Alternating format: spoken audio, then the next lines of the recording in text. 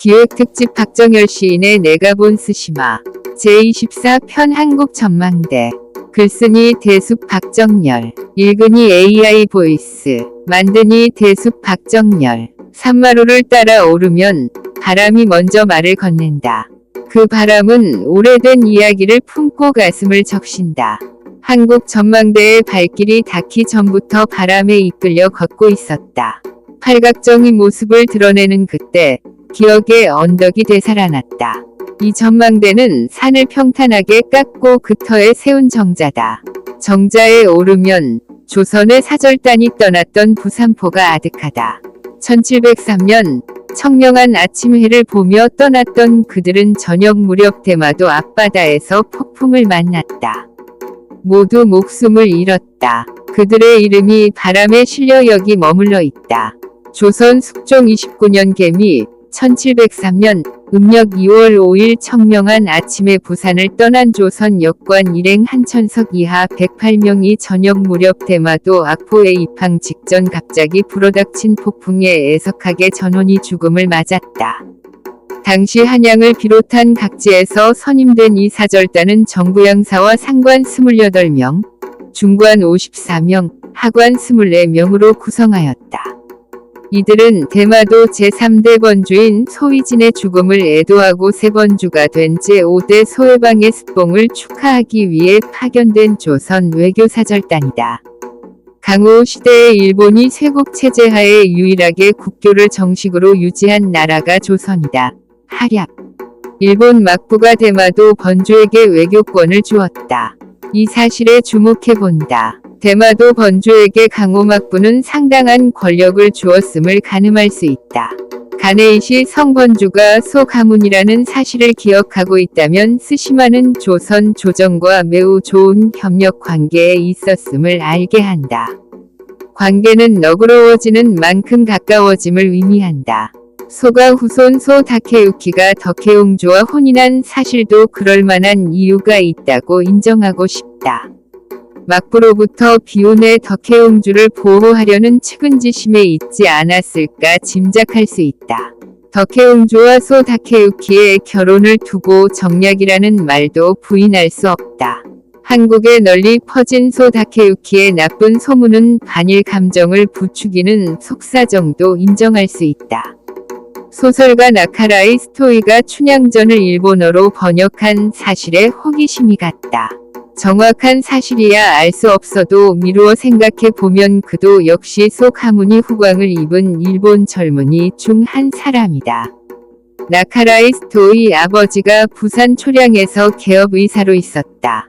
그가 극우 성향의 일본인이었다면 어땠을까? 그가 박의 정신의 소유자였음을 되짚어 생각하게 한 이유다. 스시마 소 가문은 강호 막부와 상당한 거리를 두고 있음을 알 수 있다. 이런 사실을 근거로 견주어 보면 스시마는 조선에 상당히 우호적이었다. 조선 조정이 대마도에 펼친 유화정책의 결과임이 분명하다. 우리에게 익숙한 인지상정이라는 말이 있다. 상대가 은혜를 베풀면 뒤에서 침을 뱉을 수 없다는 뜻이다. 보통 사람이 사는 삶의 방식이 바로 인지상정이 아닌가 한다. 은혜는 베풀매 있다는 진실을 보여준 거지. 월화의 소회다. 조선국 역관 병종 사순 난지비가 세워질 1995년 당시 한일 양국 간 화해 분위기는 최고조에 달했다. 김대중과 오부치 게이조가 공동 선언문을 발표한 그 무렵이다. 조선이 펼친 유화정책이 성공한 데는 스시마 사람들에게 살기를 열어준 데 있다. 이웃 사이 따뜻한 화해 분위기에서 300년이나 지나간 역사 속에 묻힌 해난사고가 세상에 나와 다시 빛을 볼 수 있게 했다. 건립기에 이런 글귀를 읽을 수 있다. 소 가문에 있던 소책자에 있는 기록을 보고 희생자를 기리는 추모비를 세우게 되었다. 한국 전망대는 파고다 공원에 있는 팔각정을 모델로 세운 건축물이다. 비단석 112개를 일컬어 영석이라 표현한다. 추모의 정성을 잘 담고 있다고 보았다. 우리 속담의 마음에 없으면 꿈에도 없다. 라는 말이 있잖아. 월화의 말이다. 내 마음도 월화 마음과 다른 게 없었다. 햇볕 정책이라는 이름으로 북한과도 원만하게 지냈다. 그 정책은 밑 빠진 독에 물 붓기 이미 나중에 밝혀졌다. 이 정책도 조선 조정이 스시마에 펼친 유화 정책에 답이 있음을 배웠어야만 했다.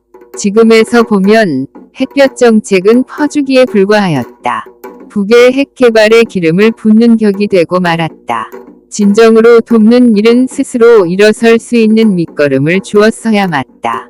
지금도 화해와 담쌓은 집단은 하마보다 더 큰 입을 쩍 벌리고 있다. 도축할 소에 물을 먹이는 건 사기행각이다. 지금까지 퍼준 돈이 핵미사일이라는 불이 꼬리를 달고 하늘 높이 솟는다. 우리 심장을 정조준한 저격수의 붉은 레이저 선이 되었다. 문명의 겉멋만 든 우리의 의식은 화해나 박애와는 결별하고 있다. 집단이기주의가 구더기처럼 우글거린다. 구더기가 들끓는 이유는 먹이를 찾기 위해서가 아니다. 오랜 풍파에 닳고 다른 외딴 언덕에 시간의 흔적을 아로새긴 위령탑이 묵묵히 서 있다. 옅은 안개꽃 배가홉송이 혼백이 그림자로 늘어서 있다. 저 먼 아득한 고향을 향해 눈빛은 멎어 있고 아지랑이 넘어 풍경을 애타게 그린다. 그들의 눈빛에는 억겁의 세월이 스며든 그리움이 눈물로 고여 멀리 밤하늘에 잠시 피어났다 사라지는 저 불꽃은 향수를 달른 찰나의 등불, 파도에 실은 한숨과 함께 인해 사라져 버린다. 해묵은 염원들은 바람결에 실려 밀려오는 파도를 넘어 하나의 인물에 향한 그림자, 숲의 가장자리에서 권좌를 지키는 저 모습은 그림자로 가린 표정을 가늠하기 어렵다. 발치에 걸린 말라비틀어진 명분이 허망한 낙엽으로 뒹군다. 혼백들의 속삭임은 진실의 메아리가 되어 메마른 풍경 위로 새 생명의 씨앗을 뿌리고 있다. 졸시 바다 건너서 들리는 메아리 전문